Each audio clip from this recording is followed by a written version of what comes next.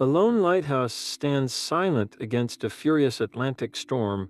Three experienced keepers vanished from its isolated tower, leaving behind only unsettling clues and a mystery that has defied explanation for over a century. This is not just a historical cold case, it is case file 001 in our journey into the unexplained.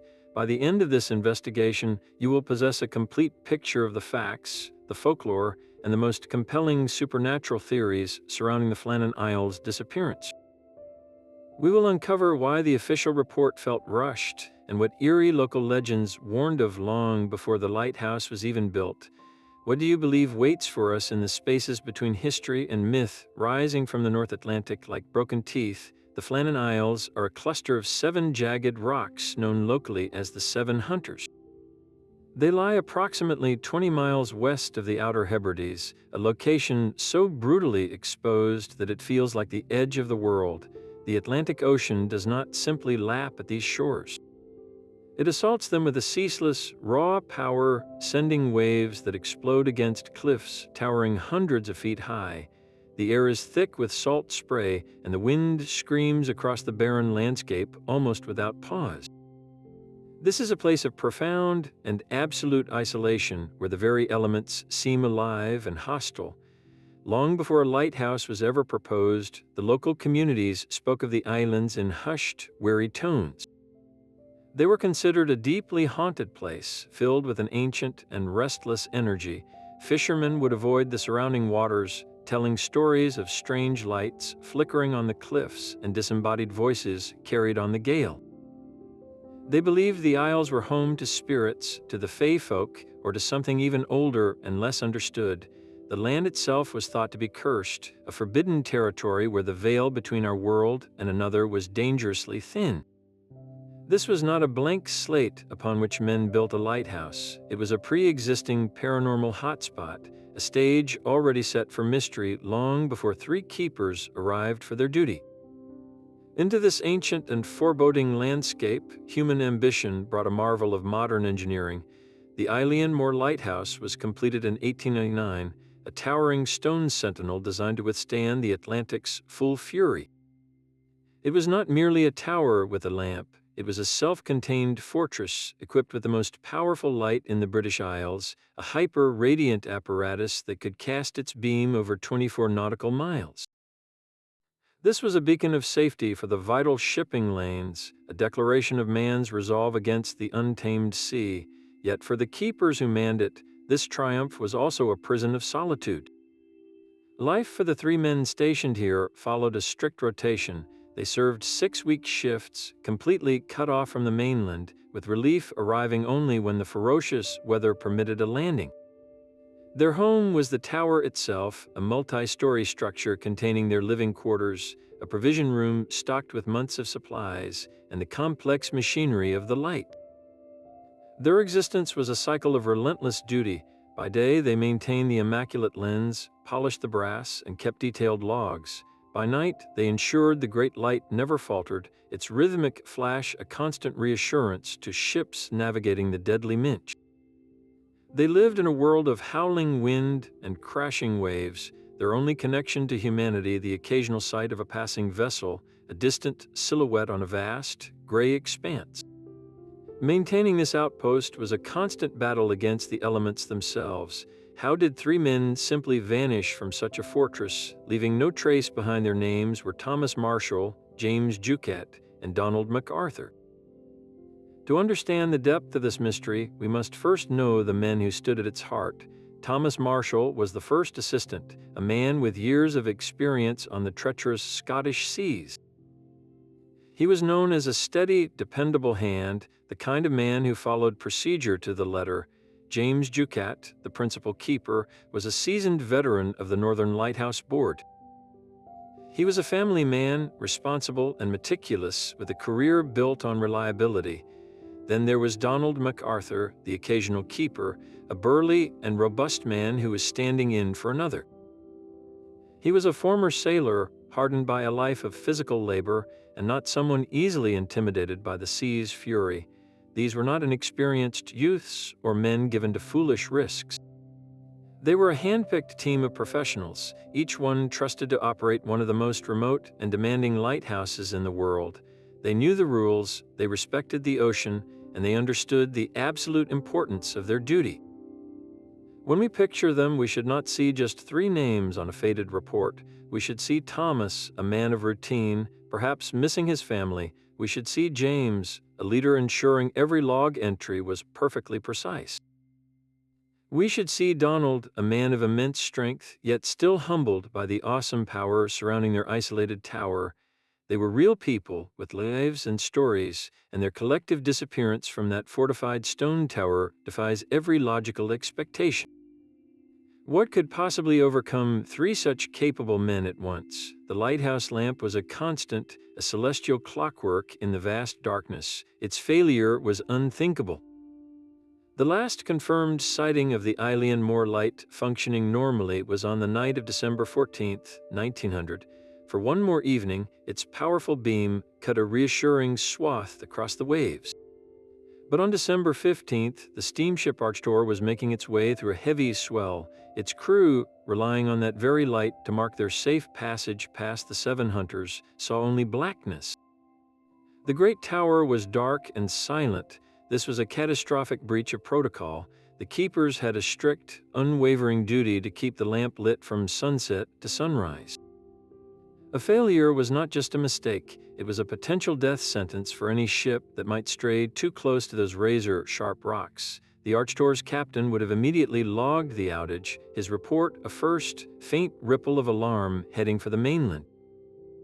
Yet in that era before instant communication, the ripple moved with agonizing slowness. Back at the Northern Lighthouse Board headquarters, the unease would have grown with each passing hour.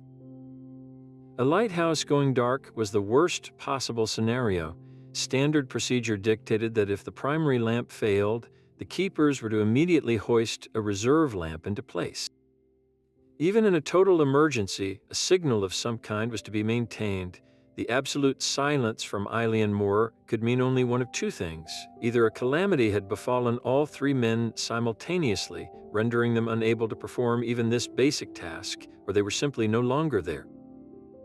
As days turned into a week, the anxiety solidified into a grim certainty. The scheduled relief vessel, the Hesperus, was not due until December 20th. For 5 more days, officials and family members could only watch the horizon, hoping for a flicker of light that never came. The lighthouse stood as a silent monolith, a fortress that had seemingly consumed its guardians. What could have happened inside that tower that was so sudden, so complete, that it silenced the light and erased 3 capable men from existence? Finally, on December 26th, the relief vessel Hesperus fought its way through the churning sea. As the island drew near, the first sign of trouble was the empty flagpole. No welcoming flag flew against the gray sky, a blatant violation of protocol. The ship's horn blasted across the water, a sound swallowed by the wind with no answering wave from the tower. A small boat was lowered, carrying Captain Harvey and a landing party through the treacherous swell to the concrete landing platform. They called out, their voices echoing strangely against the cliffs, but only the gulls answered. The main entrance gate and the outer door to the lighthouse itself were both firmly closed, yet unlocked. Pushing them open, the men stepped into a silence that was more chilling than the storm outside. Inside, the place was frozen in time, but profoundly wrong. The clock on the wall had stopped. A chair lay toppled on its side in the kitchen. In the gear room, the oilskin coats belonging to Marshall and Jucat were missing, but MacArthur's still hung on its peg. Up in the lamp room, the great light was immaculate, cleaned and ready, but the wicks had been trimmed and never lit. The last logged entry in the station diary was dated 9 in the morning on December 15th. It was a routine weather report, noting a severe storm the previous day, but the log also contained a bizarre, frantic addendum from Thomas Marshall, scribbled later that same day, describing winds worse than anything he had ever seen. This was the scene that greeted the shore party, a perfectly preserved tableau of a life abruptly and completely interrupted. 3 men had been here, going about their duties, and then they were simply gone, leaving behind their untouched meals, their unmade beds, and a mystery that would echo through the decades. What do they encounter in that final, desperate hour? The investigation team moved through the silent lighthouse like archaeologists in a tomb, each discovery deepening the chill.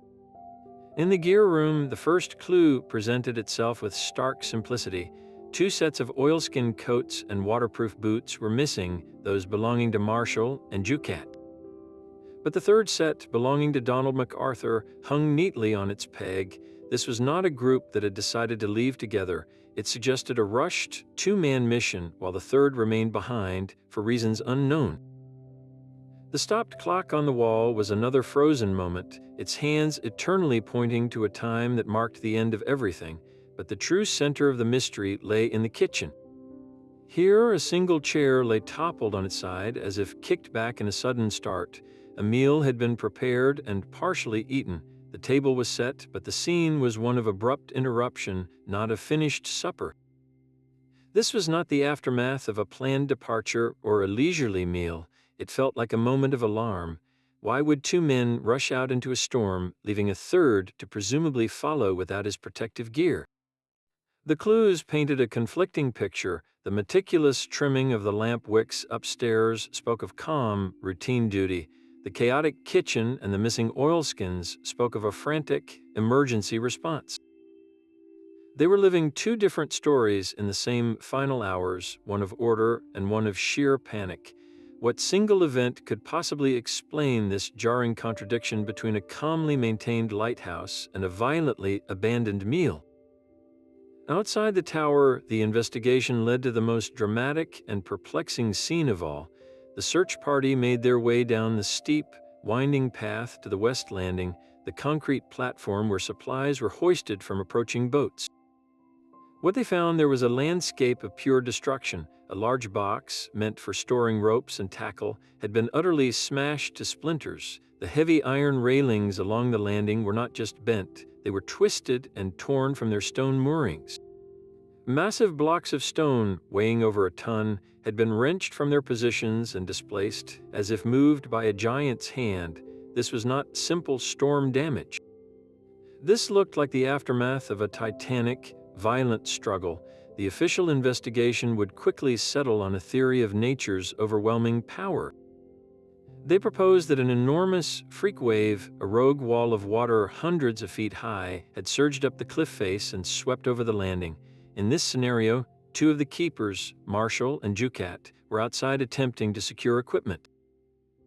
The wave would have hit them with the force of a freight train, instantly carrying them out to sea. The third keeper, MacArthur, hearing their cries or the cataclysmic noise, might have rushed from the kitchen in such haste that he overturned his chair, racing out without his oilskins, only to be snatched by a second, receding surge.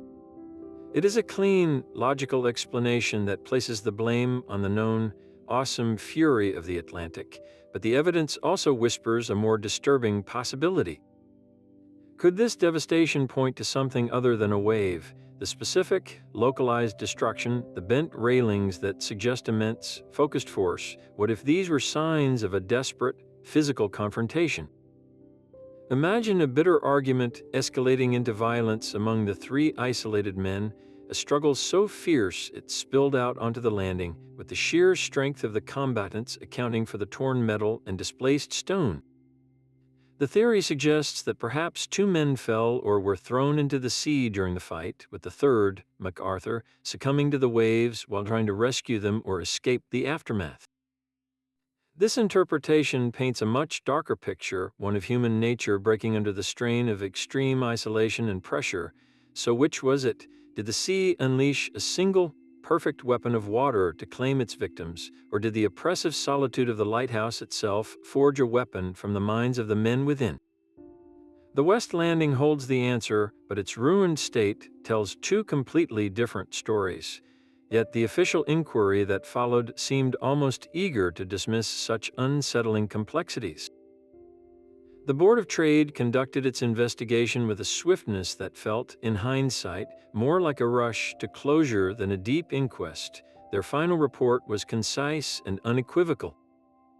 It concluded that James Jucat and Thomas Marshall had been caught outside on the West Landing, overwhelmed by a series of exceptionally large waves while securing equipment during the storm of December 15th. Donald MacArthur, they theorized, must have witnessed the disaster and rushed out in a desperate and ultimately fatal rescue attempt. The official cause was a tragic accident, an act of nature so immense and sudden that no one could be blamed. This tidy conclusion was a comfort to the institution. It closed the case without lingering questions, without assigning fault, and most importantly, without venturing into the murky waters of the supernatural or the psychologically disturbing. But a closer look reveals the cracks in this official facade. The investigation lasted only a matter of days, relying on limited testimony and a single visit to the island. Key pieces of evidence were seemingly ignored or explained away. Why, for instance, was the main gate to the compound found closed but unlocked, a detail suggesting a planned and swift return?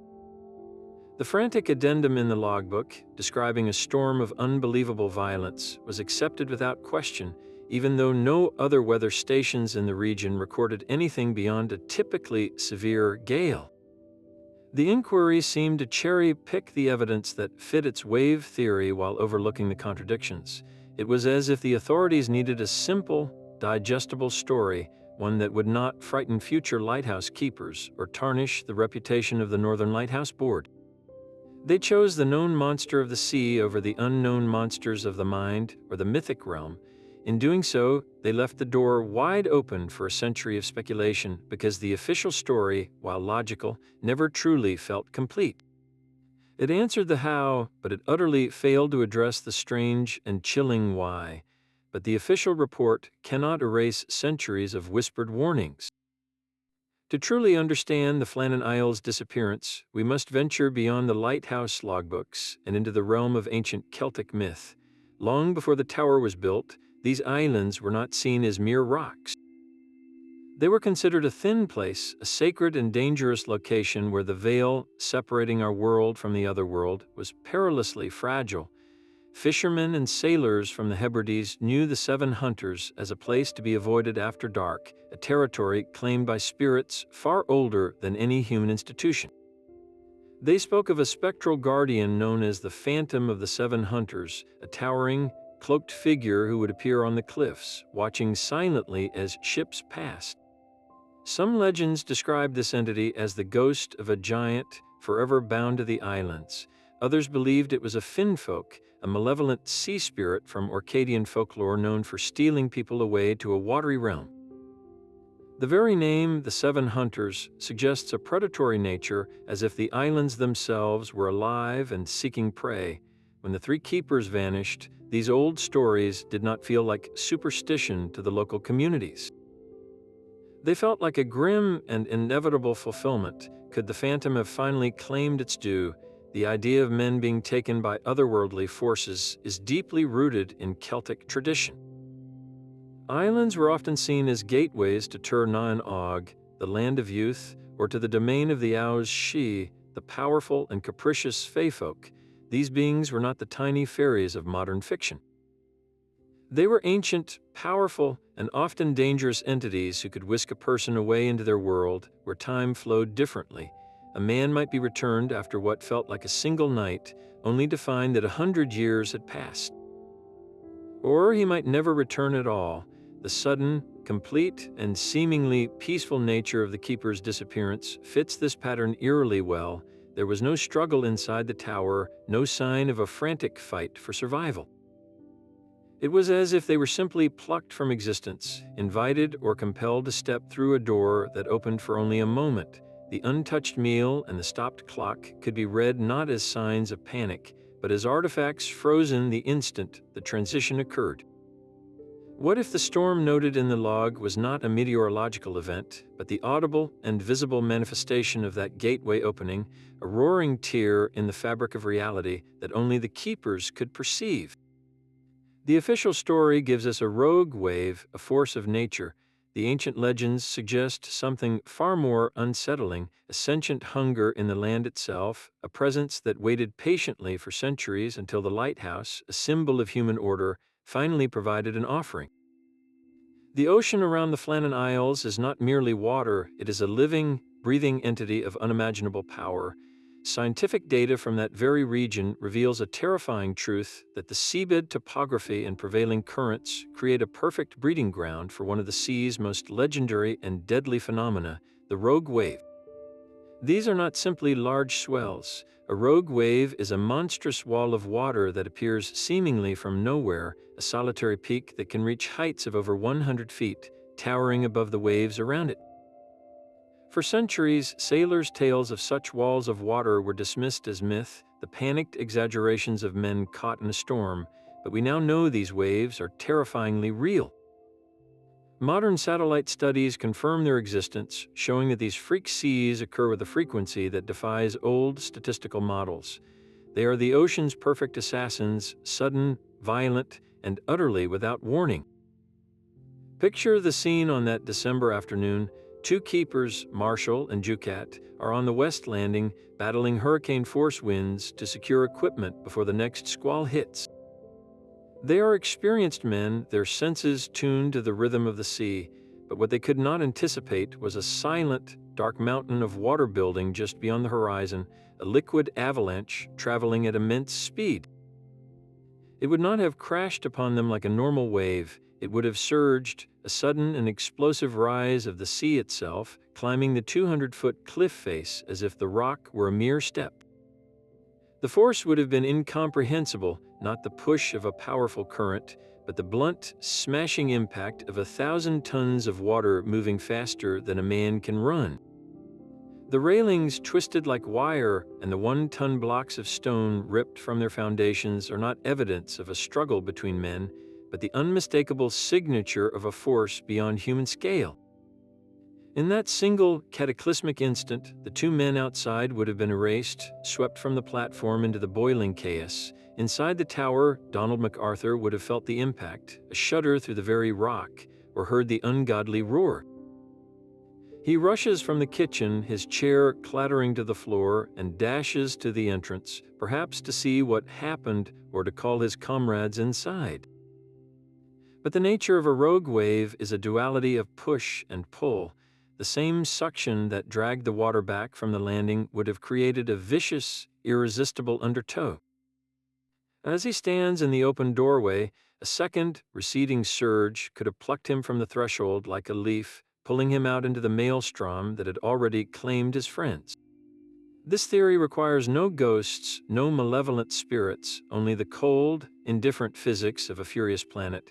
It presents a nature-based horror story far more frightening than any specter because it is real, it is documented, and it is waiting in the deep, a reminder that the greatest mysteries are often not supernatural, but the unclaimed violence of the natural world itself. There is another monster that thrives in such profound isolation, one that requires no ancient curse or rogue wave. It is the slow, creeping specter of madness itself. The human mind, no matter how resilient, was never designed for the conditions inside that lighthouse tower. Imagine the relentless sensory assault, day after day, week after week. The wind was not just a sound, it was a constant, screaming presence that vibrated through the very stone. The waves crashed with a rhythm that never ceased, a pounding that could fray the sturdiest nerves. Inside, the men were trapped in a world of echoing footsteps and oppressive silence, punctuated only by the mechanical ticking of the clock and the roar they could never escape. This is the perfect recipe for a psychological phenomenon we now understand all too well, cabin fever. It is not mere boredom. It is a severe claustrophobic reaction, a state of intense irritability and restlessness that can twist perception and unravel the social fabric binding people together. These three men, James, Thomas, and Donald, were not just co-workers. They were cellmates in a stone prison with no possibility of parole for 6 weeks at a time. The pressure of their duty was immense. A single mistake with the lamp could mean the deaths of dozens of sailors. That weight, combined with the unending noise and confinement, could have acted like a psychological vise, tightening day by unbearable day. What begins as a minor annoyance over a misplaced tool or a different way of washing dishes can fester in such an environment, growing into a deep and unspoken resentment.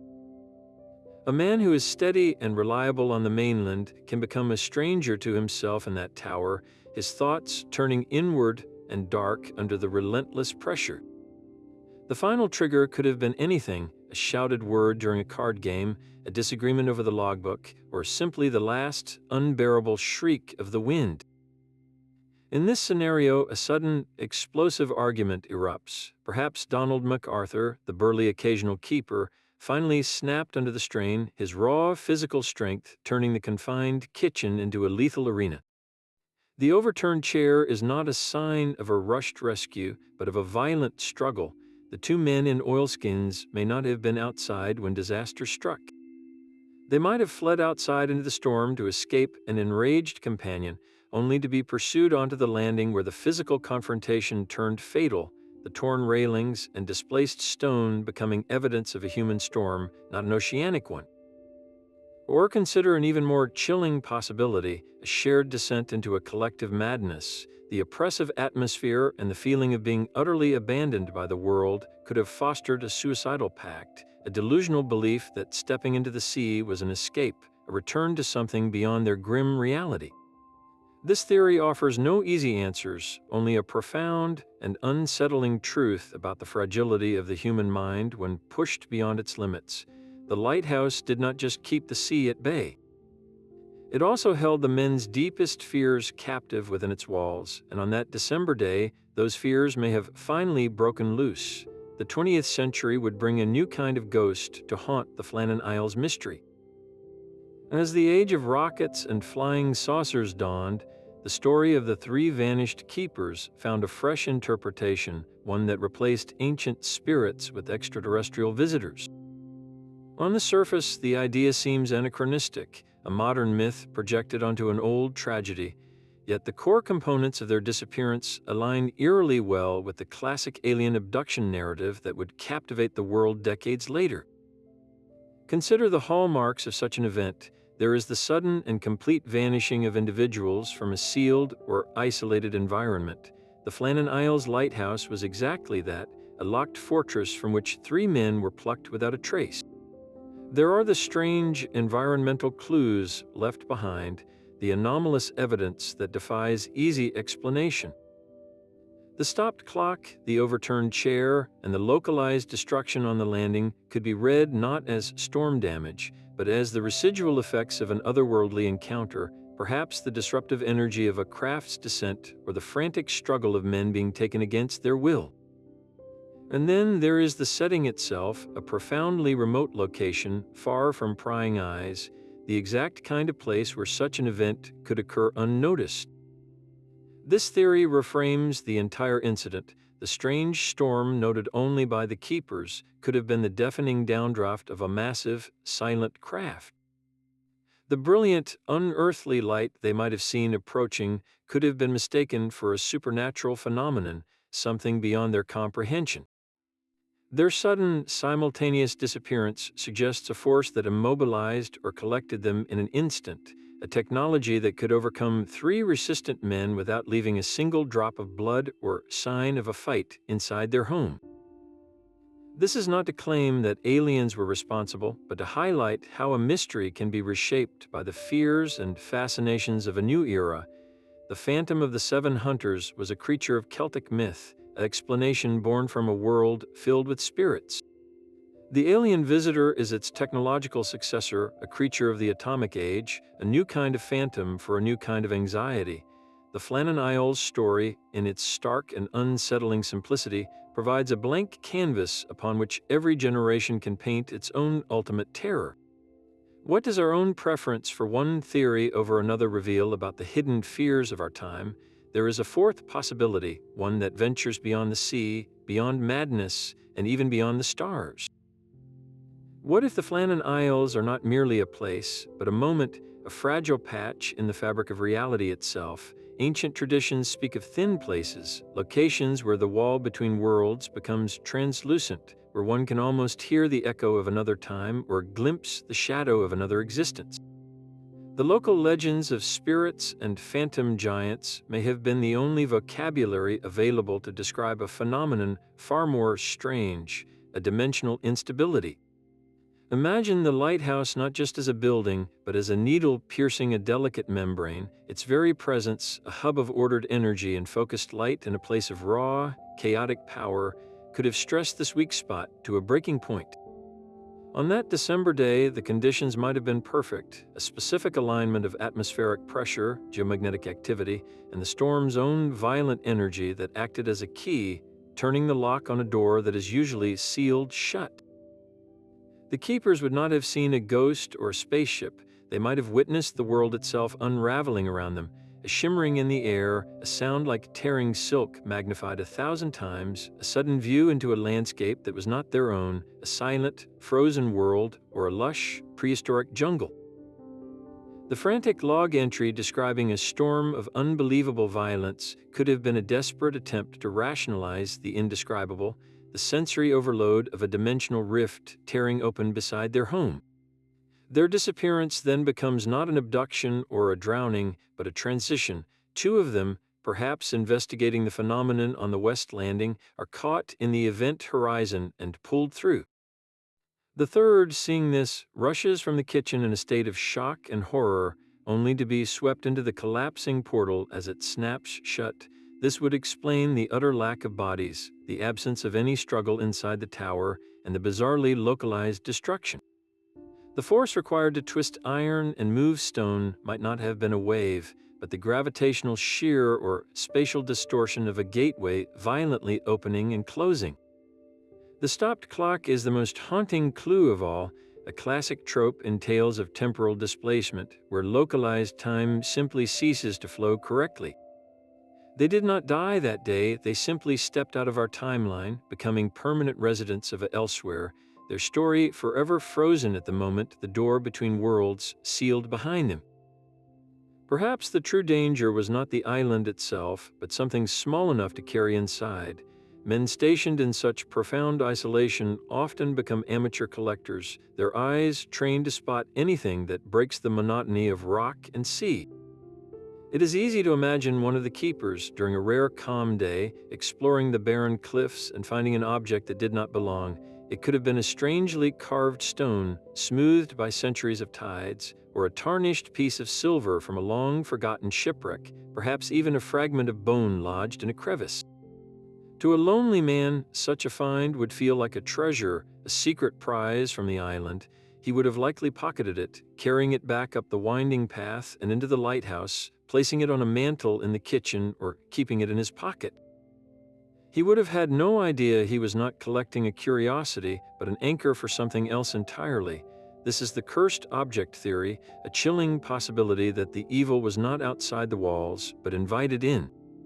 Folklore from every corner of the world warns of such items, objects that act as vessels for a lingering presence or a focused malevolence. A relic from a pagan burial site, disturbed from its resting place, could carry with it a protective curse meant to punish any who remove it. An item from a sunken ship might be saturated with the terror of its final moments, a psychic residue waiting for a new host. Once inside the lighthouse, the object would have become a poison in the heart of their sanctuary. The atmosphere within the tight living quarters could have shifted almost imperceptibly at first. The men might have felt a new, unshakable chill in the air or caught fleeting movements in their peripheral vision. The constant screaming wind might have begun to sound like faint, whispering voices. The object could have acted as a focal point, amplifying the island's inherent strangeness and turning their home from a refuge into a haunted trap.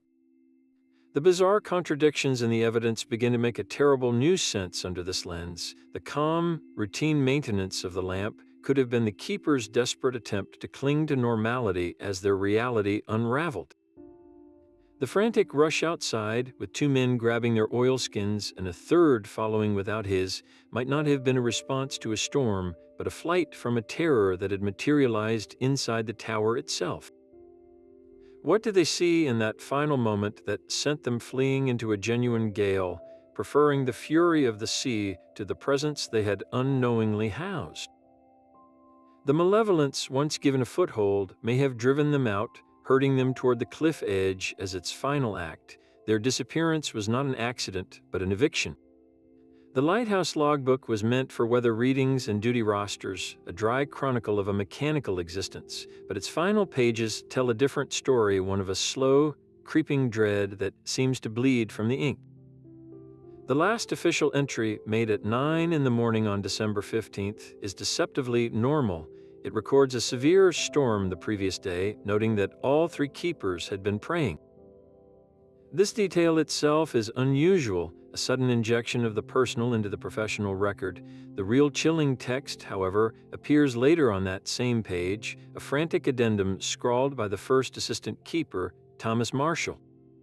He writes of the storm returning with a vengeance, describing winds that screamed across the island and seas that were, in his own words, surpassing anything I have ever seen.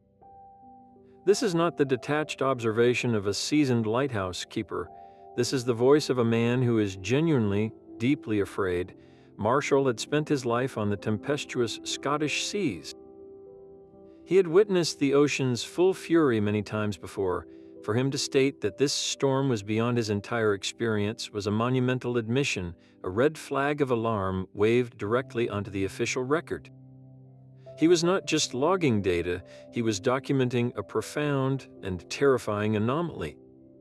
Why would he feel the need to do that, unless he sensed this was not a normal storm, but something unprecedented and deeply wrong?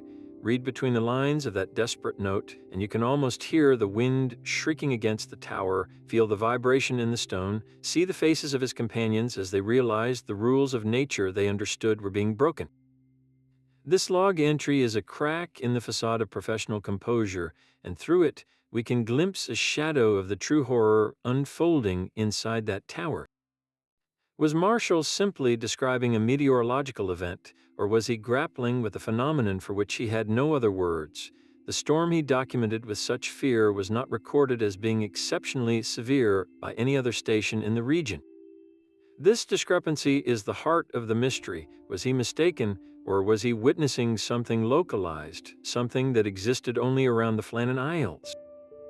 A supernatural gale, visible only to those trapped within its influence, or perhaps the roaring wind was carrying something else, something that sounded like voices, or the beating of vast, unseen wings.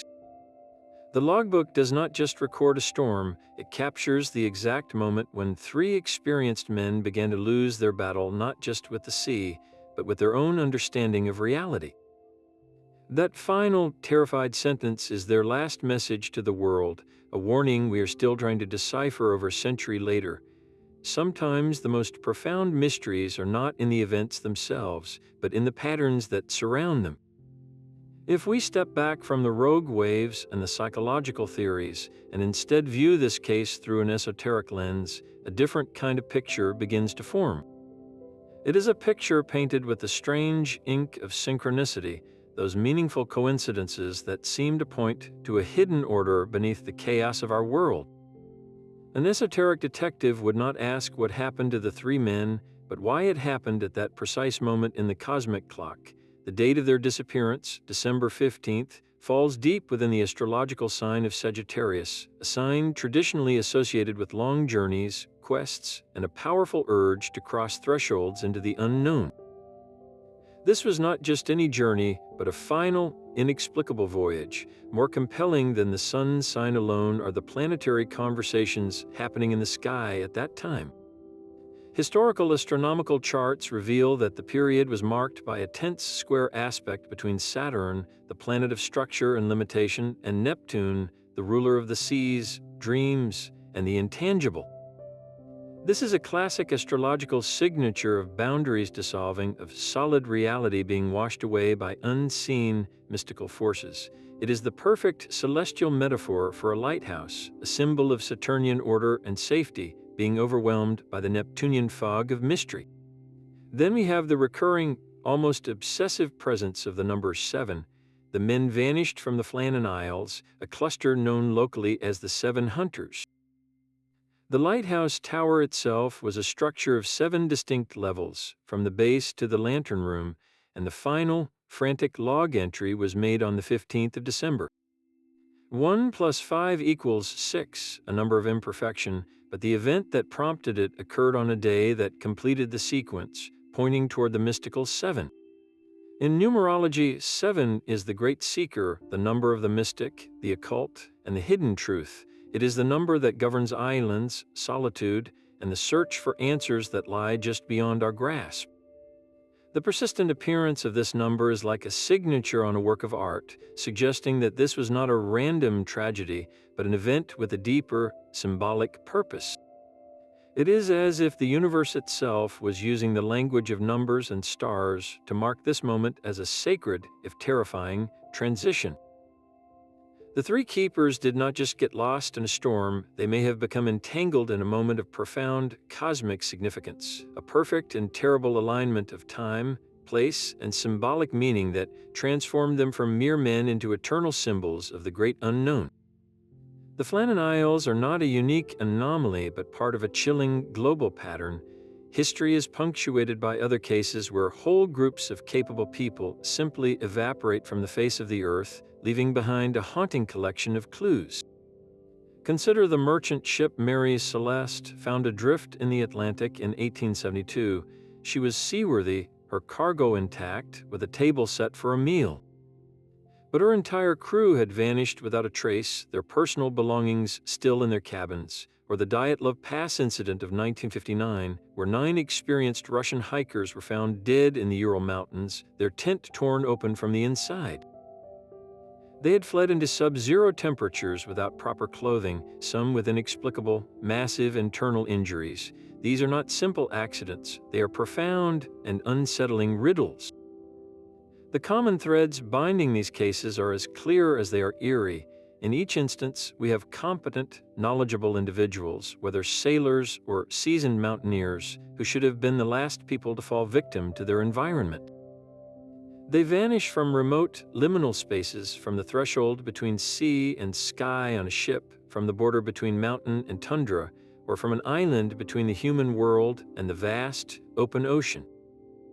And in every case, they leave behind a scene of interrupted normalcy, a frozen moment that suggests a sudden, overwhelming event, a half-eaten meal, an overturned chair, a tent slit open from within.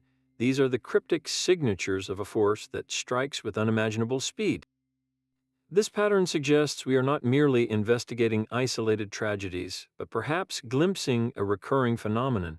It is as if certain places, under specific conditions, become temporary doors, and those who cross the threshold at the wrong moment are simply taken, their stories ending not with a period, but with an unanswerable question. What if these are not separate mysteries at all, but different chapters in the same vast, unexplainable book? This haunting mystery refused to fade into the quiet archives of history. It demanded to be retold, first finding its voice in a poem. Written just years after the event, the folk ballad Flannan Isles crystallized the supernatural interpretation for generations. The ballad speaks of a table set for supper, a toppled chair, and a lingering sense of dread, but it adds its own chilling fiction, a line about a single black crow perched ominously on the food crate. This artistic choice transformed the factual clues into symbols of a Gothic horror story, planting the idea of a malevolent omen in the public mind long before most people ever read the official report. The poem was not a documentary, it was a ghost story set to verse, and its powerful imagery proved far more enduring than dry facts. From there, the legend seeped into every corner of our collective imagination. It became a staple of television documentaries exploring the unexplained, each retelling adding another layer of dramatic emphasis. The story provided the direct inspiration for the climax of the classic horror film The Fog, where 3 lighthouse keepers are found dead, their bodies contorted in terror.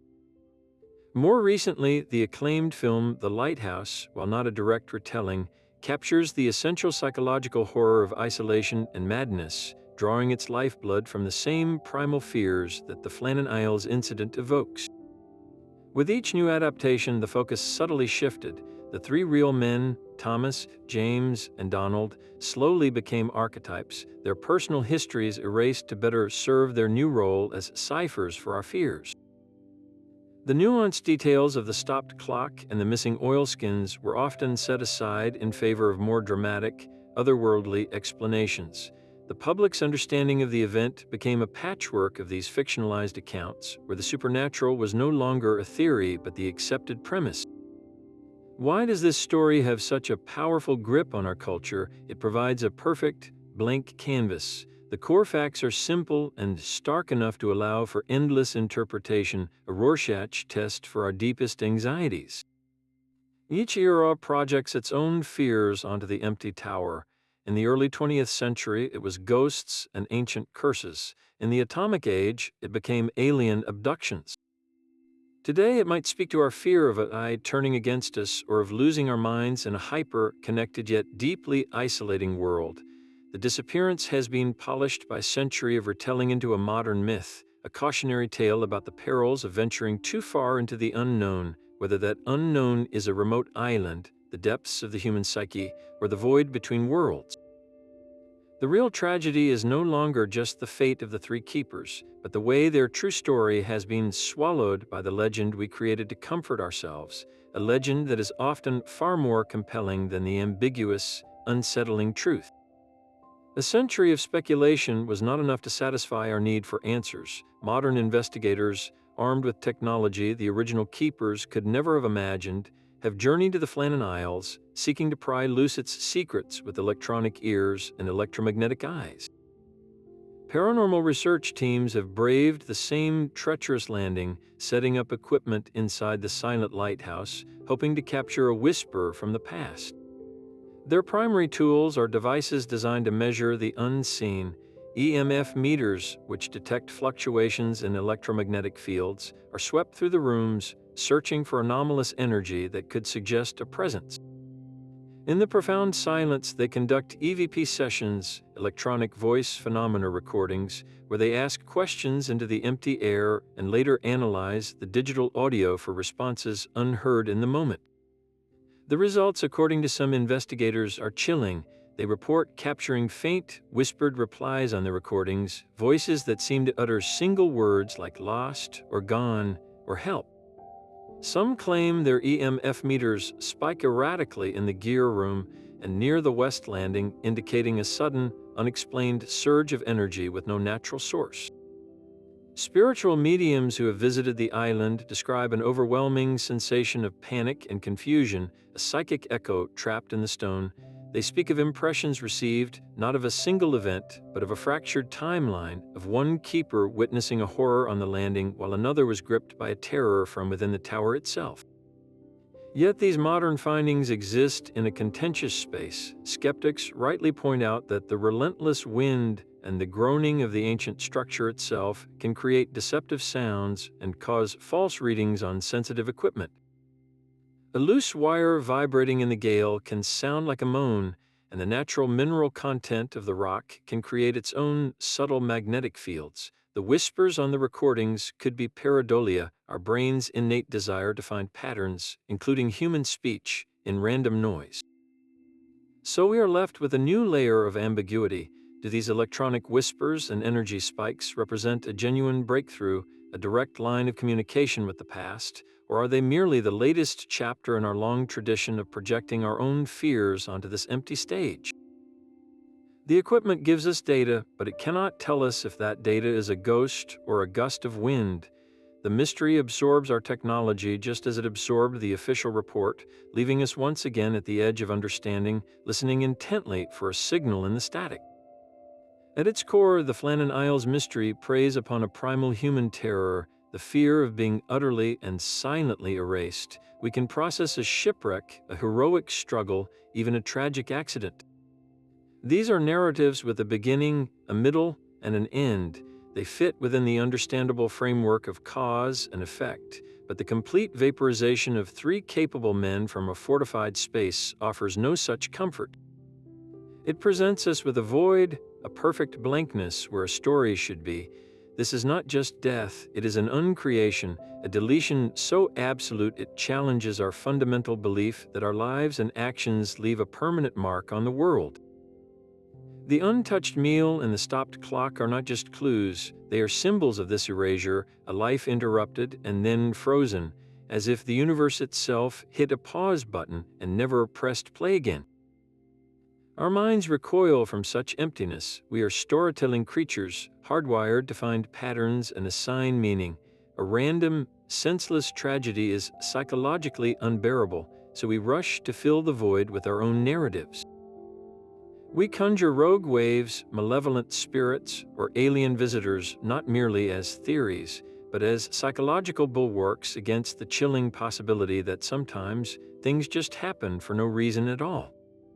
The official wave theory is, in this light, just as much a coping mechanism as the ghost stories. It provides a clean, logical container for the chaos, allowing us to file the event away in the cabinet of solved mysteries.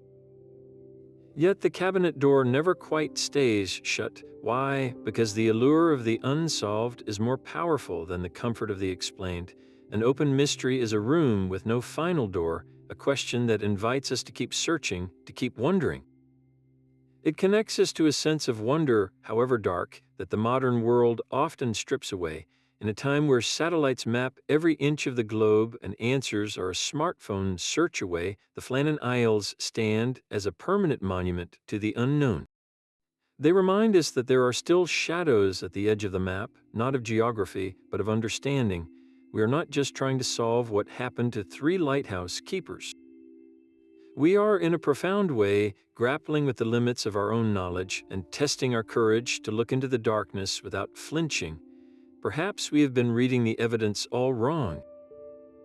What if the stopped clock, the overturned chair, and the shattered storage box are not merely clues to a physical event, but are instead symbolic signatures, the lingering residue of a moment when reality itself was torn?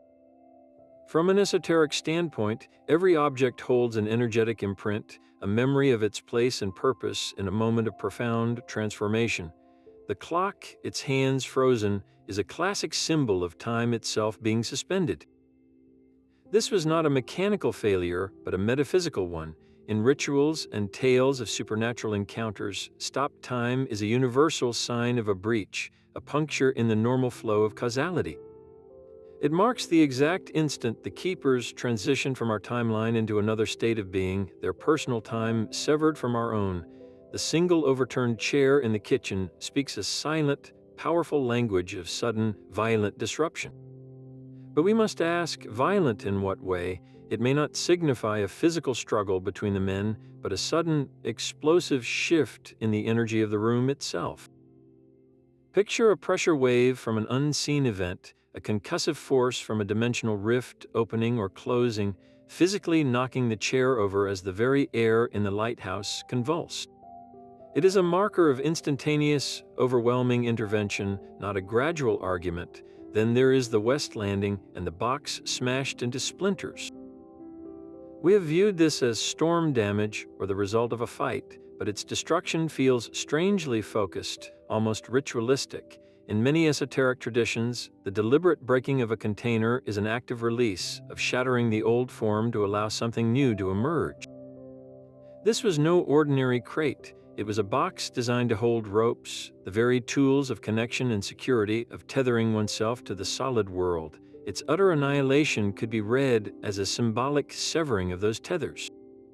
The twisted iron railings, bent not by slow pressure but by an instantaneous, unimaginable force, mirror the kind of energy distortion that might occur at the epicenter of a reality tear. When we synthesize these clues from this perspective, a new, holistic interpretation emerges. The event was not a wave, nor a fight, nor an abduction in the conventional sense. It was a spontaneous, localized rupture in the fabric of space-time, a perfect storm of metaphysical conditions centered on that island. The keepers were not victims of an external monster, but witnesses to and participants in a cosmic accident. The calm maintenance of the lamp represents their last acts in a stable reality. The frantic log entry and the rushed exit are their desperate responses to the world unraveling around them. They stepped out onto that landing not to secure a rope, but to confront the impossible, and in that moment, the doorway between worlds opened and closed, taking them with it. Their disappearance was not a tragedy of man versus nature, but a rare and terrifying convergence, where the island's ancient thin place finally tore wide open. Behind every legend lies a simple, human truth. the enduring mystery of the Flannan Isles has, for over a century, cast a long shadow over the lives of three men who were, first and foremost, dedicated public servants. James Ducat, Thomas Marshall, and Donald MacArthur were not characters in a ghost story, but husbands, fathers, and colleagues whose sudden erasure left a void of grief that no theory can ever fill. James Ducat left behind a wife and children, a family who had relied on his steady, dependable presence. Thomas Marshall, a man of careful routine, had a life and history beyond that frantic final log entry. Donald MacArthur, the sturdy occasional keeper, was a man with friends and a future that vanished with him into the Atlantic mist. For their families, the official report of a tragic accident was a cold comfort.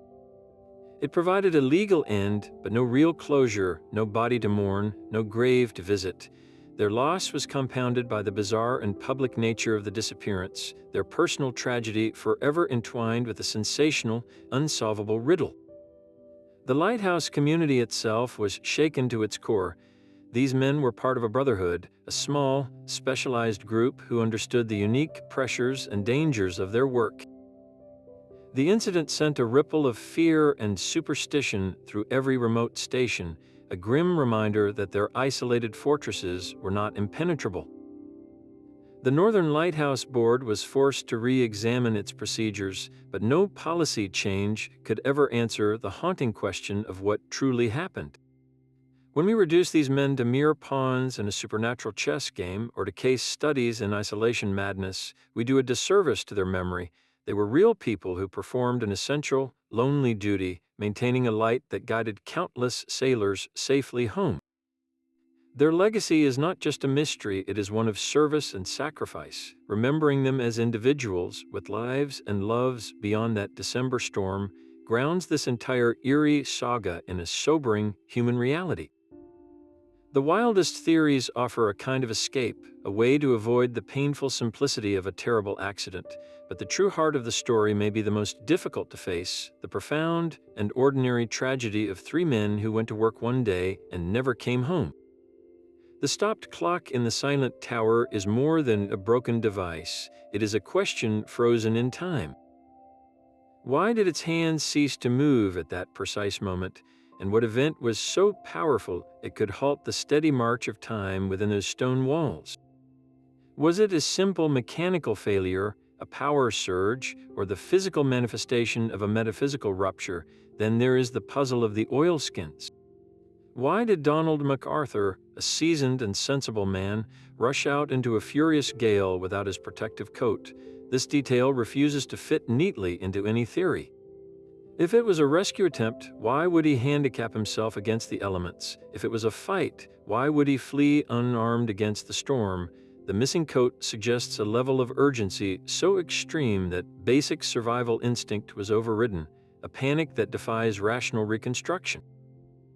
And what of the potential for violence? Could the oppressive isolation truly have fractured the mind of a man like Donald MacArthur, driving him to a rage so violent it overcame two other capable men?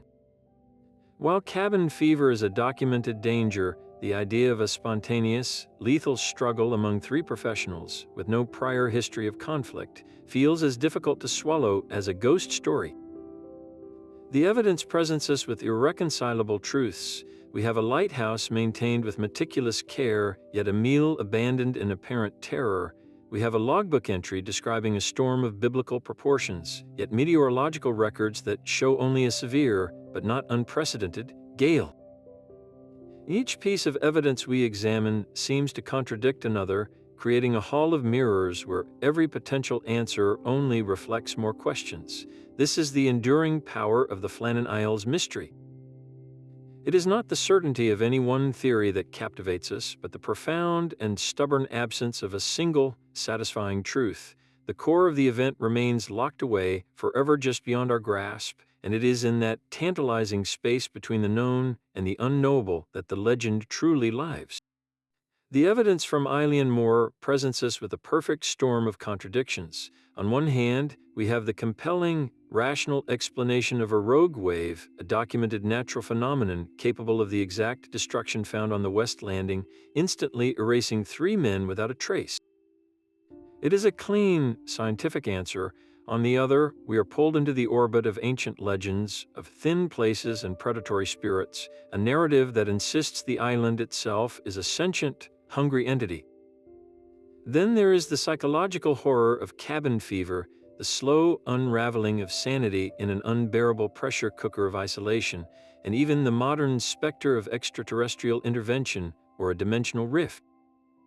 Each theory possesses its own chilling logic, its own way of fitting the broken pieces of the puzzle together, yet none can claim to hold the complete picture. This is the essence of Case File 001. The Flannan Isles disappearance is not merely a historical cold case. It is the foundational mystery, the gateway that leads us into a world where the clear lines between fact and folklore, between science and the supernatural, begin to blur and dissolve. It forces us to confront the limits of our understanding and to acknowledge that some shadows are cast by sources we cannot yet name. The true legacy of James Jucat, Thomas Marshall, and Donald MacArthur is this eternal question mark. It serves as our first case file because it contains the fundamental elements of every great mystery that follows, a haunting blend of tangible clues and intangible dread. So we turn the final page of this report over to you. After hearing the facts, the folklore, and the many compelling theories, what do you believe happened on that lonely island in December of 1900? Did the sea claim them? Did madness, or did something far more ancient and inexplicable finally open its door? Share your verdict in the comments below and join the investigation as we prepare to open the next case file, venturing deeper into the spaces where the known world ends and the great unknown begins.